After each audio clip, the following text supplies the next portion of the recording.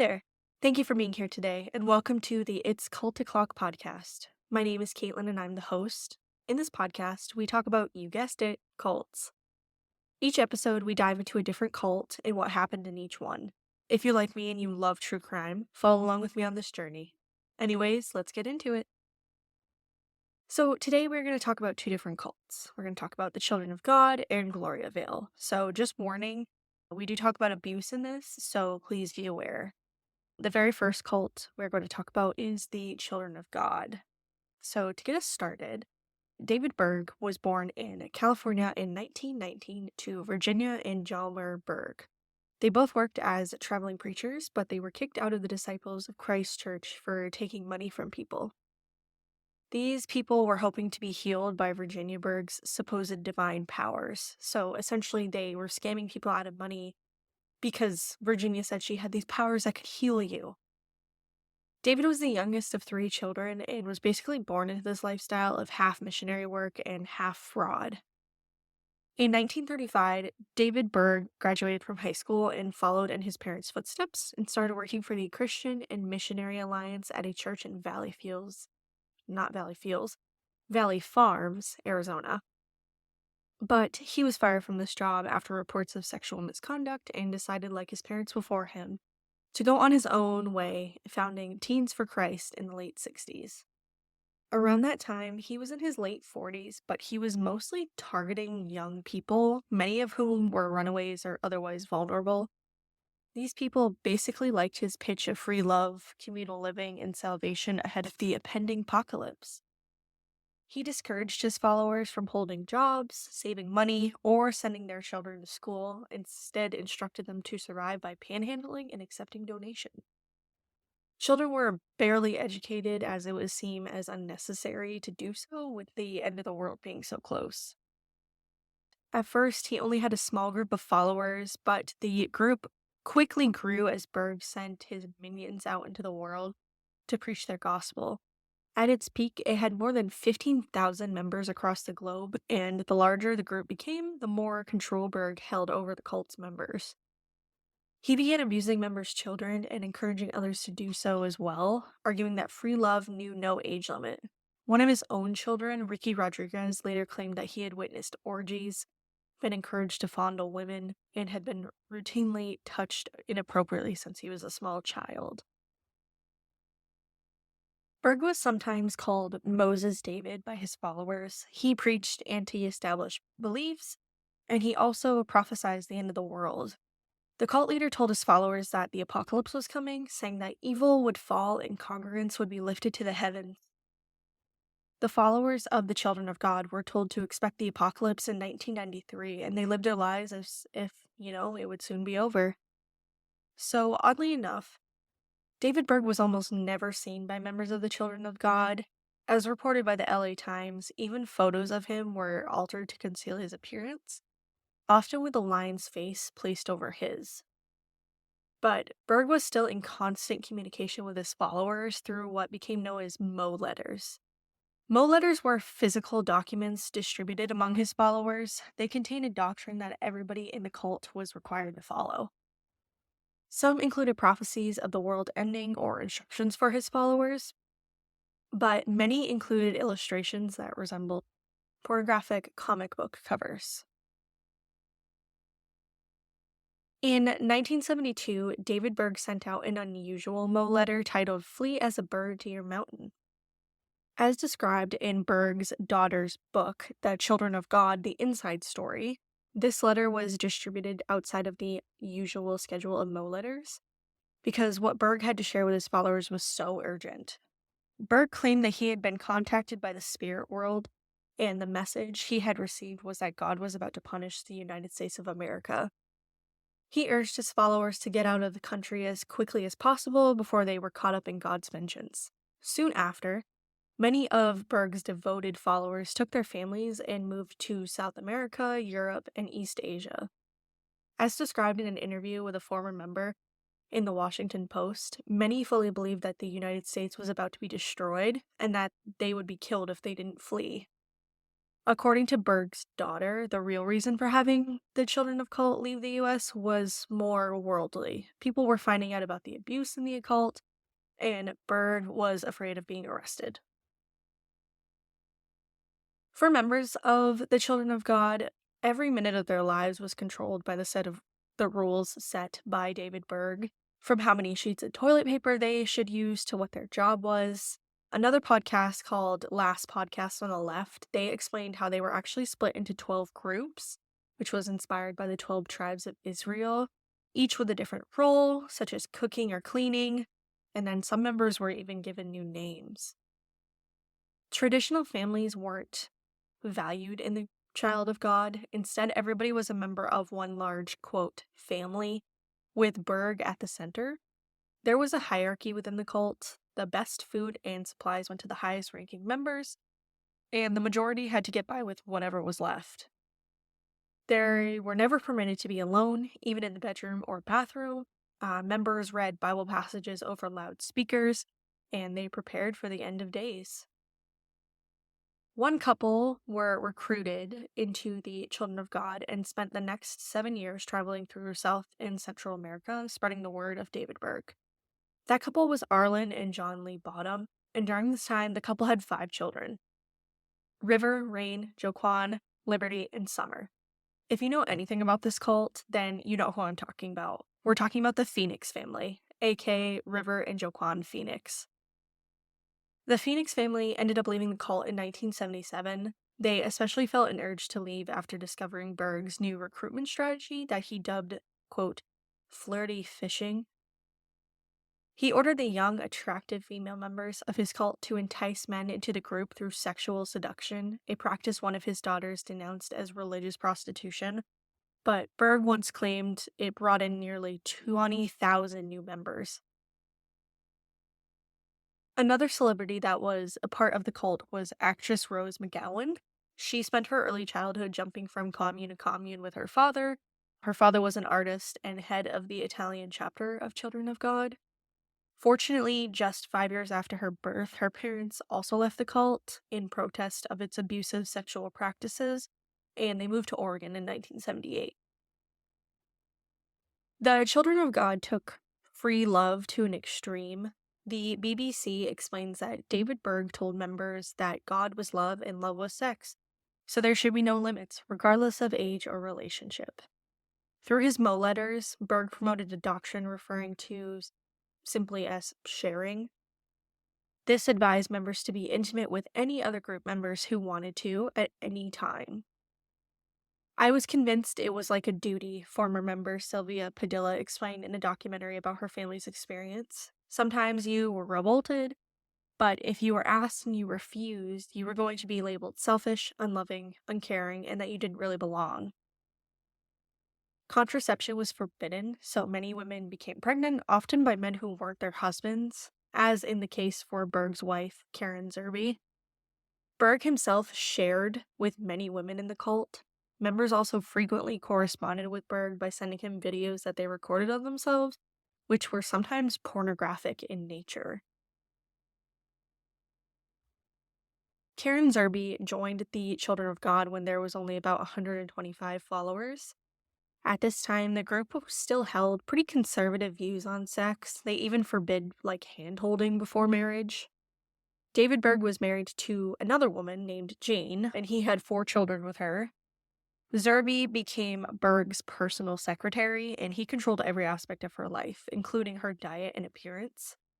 According to Rolling Stone, within a few months, Berg began an affair with Zerby and soon began promoting polygamy, using the Bible as justification for taking her as his second wife.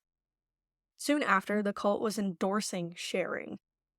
Karen gained power and influence in the Children of God, and Berg took more wives and brought more women into his inner circle, including his own granddaughter, Mary Berg. Later, she would describe her treatment by Berg as barbaric and cruel. Karen became known as Mother Maria, and she took over writing the Mo letters as Berg got older. After his death, she became the leader of the cult and even introduced her own doctrine. One new practice under Karen was loving Jesus, or imagining intimacy with Christ himself. As is spelled out in a doctrinal paper from the Family International, this revelation recommended that men engage in spiritual lovemaking with Jesus and said that they should mentally play the role of being a weak, meek woman, his bride, to avoid deviating from heterosexuality. The group known as the Children of God went by many names. They were also known as Teens for Christ, the Family International, the Family of Love, and sometimes simply the Family. When David Berg first started preaching to hippies in Huntington Beach, California, the group was known as Teens for Christ. In 1969, Berg prophesied a devastating earthquake and convinced his followers to flee the state. From then on, the group rebranded as Children of God, and Berg was called Moses David. Berg changed the group again in 1978 to the Family of Love, as described by xfamily.org, a website maintained by former members of the group. After the Jonestown Massacre, the public were more wary of high-control groups. The group had also lost a legal battle and owned $1 million, which Berg was not prepared to pay. So, as an attempt to escape scrutiny and debt, Berg pretended to disband the Children of God, but he actually just changed the name to Family of Love. Since 2004, the group has been known as the Family International. The sexual practices of the Children of God eventually caught the attention of law enforcement, but the inquiry of it came too late to hold Berg accountable. He died in 1994 in Portugal, where he had been hiding from the FBI, and his wife, Karen Zerbe, took over the cult. 10 years later, their son, Ricky Rodriguez, he made headlines when he murdered another Children of God cult member. It was a nanny who he claimed had abused him as a child, and he unfortunately died of suicide shortly after. He actually had ended up escaping the cult as an adult. The Children of God changed their name to the Family International, perhaps hoping to attract more families. And over the next decade and a half, the group eased many of its former rules. Members are no longer required to live in communes or forbidden from holding jobs. And the group no longer preaches the end of the world or encourages sexual abuse. Following a 2010 reorganization, the group stated it has had 1,700 members. So yeah, so that is the Children of God cult. I actually had never heard of this cult. I actually went on Reddit. When I decided I wanted to start doing this podcast, I wanted to kind of do cults that people you maybe not had heard of. So I found a Reddit thread. It was like cults that maybe you never heard of, but stuck with you. And this was one of them. Actually, the next cult we're going to talk about is also another one too. But this was one of them. And so, yeah, I definitely found this interesting. So now we're going to move on to the next cult. The next cult we are going to be talking about is called Gloriavale. This is another cult that I found on Reddit, and I was definitely intrigued by it. So let's get into it. I'm going to butcher the name of this, so I'm sorry. But in Haupuri, on the west coast of New Zealand's South Island, lives close to 600 people crammed in bunk beds and shared living quarters with little to no contact with the outside world. These people are dressed modestly and in blue. The women are in long dresses with handkerchiefs wrapped around their heads, and the men in button-up shirts and long trousers. They follow a doctrinal book called What We Believe. The group's founder is Hopeful Christian, originally born as Neville Cooper. He created the group in 1969 under the premise that people need saving from an ungodly world. It started with gatherings to spread the word of God, but soon grew into a community. In the beginning, the incomes of church followers went into a common purse funding, which funded the expansion as it grew over the next decades. Gloriavale is located in an isolated part of the West Coast region, inland from Greymouth. The real Neville Cooper legally changed his name in the 1900s to Hopeful Christian, though his former name is still widely known. Cooper was a traveling evangelist. No, that's not how you say it. Cooper was a traveling evangelist who came to New Zealand in the 1960s as Pentecostalism, or the Charismatic New Life movement, arrived there from the United States. The New Life movement focused on spirit based experiences, such as divine healing and speaking in tongues. Cooper eventually settled his family in Canterbury, where he became associated with the Christ Church Revival Center, who were running outreach meetings at Rangoria. Over time, he took control of the Rangoria meetings, eventually leading a split away to establish his own congregation. Cooper's church became known as the Christian Church at Springbank, and adherents began sharing resources like money and food equally amongst themselves. Two of Cooper's daughters married into a local family and inherited a farm that was donated to the church. A school and church was built on the farm, and members began to become self-sufficient. They would make their own bread, butter, and cheese. Animals and crops were farmed, and other businesses staffed by members were successfully established. Cooper drew more followers, and Springbank thrived. A country calendar episode in 1982 featured the community and showed a young, vibrant Cooper, speaking of children, helping to drive nails in as the congregation constructed their first building. As it grew from there, as God added to us, it seems like everything came just in time. Did you notice that? We got our dairy established before the price of milk went silly, he says. More followers joined and babies arrived. Cooper actually considered birth control to be murder, and the land was purchased at Lake Hapuri for the expanding community. Over a 5-year period, members relocated to Gloriavale, which had been named for Cooper's first wife, Gloria Cooper, who died in 1990. Gloriavale's population exploded. Couples were expected to marry young and raise large families. Hostels with shared bathrooms were built for residents to live alongside each other. Meals were eaten together. No one had their own money. All residents, including small children, were expected to work. Virginia Courage describes her childhood at Springbank and the early days of Gloriavale as like a fairy tale. Quote, "You're surrounded by so many people that you know, and you've got lots of friends, people that genuinely care for you and that make your life really nice. You've always got people to do fun stuff with. It was amazing. We rode horses, we went swimming in the river. It was this untamed West Coast bush. It was great fun." End quote. As Courage got older, she began noticing things that troubled her.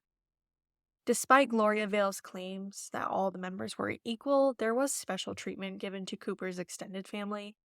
They were considered high status. Cooper's family always had the best accommodation and perks, such as dental care. Because members were taught that their life on Earth is not important, they didn't feel that they could question any unfair treatment, Courage says. Quote, "People were taught to put on a smile. They taught to just think, okay, God's going to look after me. I'm not staying on this earth forever, so my life is great." End quote. That's the dilemma of trying to explain Gloriavale to someone, she said, because some people are happy, but their happiness is due to their lack of knowledge and experience. There are people in there that are unhappy in ways they don't even realize because they've never been allowed to express it. She also said they don't know any better. They don't know that they should be allowed to have freedom and the right to communicate with whomever they want, and the right to go where they want in the world and educate their children where they want. Children are viewed as a blessing from God, and women have no say in the number of children they produce. Gloriavale has also proven to be a savvy business enterprise. The church moved to the West Coast when land was cheap. Massey University religion expert Peter Lineham says this was no accident. It allowed the church to exploit its most abundant resource, a ready workforce of unpaid laborers. Quote, "They were already farming commercially in North Canterbury. They chose the location in rural Westland because the land was cheap and needed investment in agricultural pursuits." End quote. Despite its conservative ethos, Gloriavale has embraced modern technology where its business interests were at stake, Lineham says. It invested wisely and had good succession planning in place. Lineham has kept an eye on Cooper and his flock for decades. ever since a university friend was recruited into Springbank and was never heard of again. Gloriavale has succeeded because it struck the right balance of enjoyment, loyalty, fear, and faith. Residents are either making the best of the situation they were born into, or they're unhappy, or they even lack the financial means to leave. For decades, Cooper was the driving force behind Gloriavale. He provided the initial vision for the community and inspired loyalty to his followers through his charismatic evangelism. In 2018, he died at the age of 92. Since then, the community has been run by a group of elders, but the new leaders do not possess Cooper's power of persuasion, some say.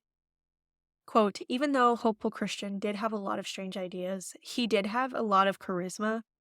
He had a way of manipulating people to make it feel like it was your choice. The other leaders don't have the ability, end quote. Courage said that. Disquiet about the new leadership has driven the exodus from Gloriavale in recent years. When one family member decided to leave, often others followed. Liz Gregory, who manages the Gloriavale Leavers Support Trust, which helps ex-members start over, says the departures really picked up when a second-generation family, one where both parents were born into Gloriavale, left and moved to South Canterbury. Much of their extended family then left and joined them. Gregory says 185 people have left Gloriavale since 2013, amid increasing unease and calls for change. A significant number of those 185 people who left were booted out. Some left because they were discontented and realized that they haven't been told the truth. Some left because of the wrong things that happened and they weren't dealt with properly. Quite a large number of people left for their faith. They weren't allowed to have freedom of belief, and they disagreed with the leader's interpretation of the Bible, but they weren't allowed to have their own opinion on it. So they left so they could pursue their own faith with a clean conscience. Lisa Gregory says Gloriavale's community ethos of think the same way, eat the same way, dress the same way, believe the same way, and act the same way has backfired as more and more followers see the flaws in Cooper's utopian vision. Quote, it's a lie that you can live a life of perfect equality, a socialist lie. Show me a country where it works, where people are not abused or exploited, end quote. South Canterbury has become a hub for leavers who embrace their independence are left with a sensitive radar to any form of control. Quote, leaving Gloriavale is very different psychologically and emotionally, end quote, Gregory says. It's the estrangement of families, it's grief and loss. For some, it's trauma. One thing in common is they don't regret leaving. Some families have said that their biggest regret is not leaving earlier, Gregory says. Running alongside the growing disillusion of many followers has been a string of very public allegations of abuse, sexual abuse, and exploitation at Gloriavale. There was a death of Prayer Ready, a child with Down syndrome who choked to death while locked in an isolation room. Police, supported by Orenga Tamaraki, have been investigating sex abuse at Gloriavale since July of 2020.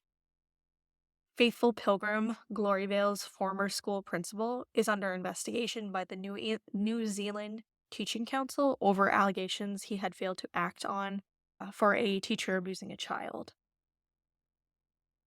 Worker exploitation at Gloriavale is also being investigated by the Ministry of Business, Innovation and Employment. The community is also on the radar of the Royal Commission of Inquiry into Abuse and Care, with lawyers speaking to former members about their experiences there. Ex-member John Reddy, who was banished from Gloriavale more than 3 years ago, has also launched a civil claim at the High Court.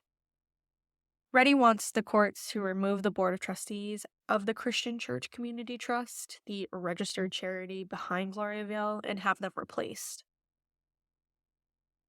Back in 2015, Charity Services also investigated whether Gloriavale should keep its charitable status, but they eventually ruled that it could. Concerns had been raised by former members over allegations of sexual and physical abuse, forced marriage, forced separation of families, and a controlling environment. Accusations of exploitation within the group have surged in recent years, ranging from child sexual assault to slave like working conditions. From 2020 to 2022, there have been multiple allegations and indictments of sexual abuse, many of those incidents involving teachers and children at the local school. Court documents have now revealed that 60 people have been involved in harmful sexual behavior. So, this cult actually has a website. I found it when I was doing my research. It's literally like gloriavale.org.nz because they're in New Zealand. So, if anybody's ever curious about it, definitely go check it out. They basically, everything you need to know about the cult is also on the website. They have pictures of what they wear, they have their beliefs and everything else on there. So, that was definitely interesting. I've never found a website for a cult that is still around today. So, yeah, that ends today's episode. I hope you guys enjoyed talking about the Children of God and the Gloriavale cults. I will see you next time. Thank you so much. Bye.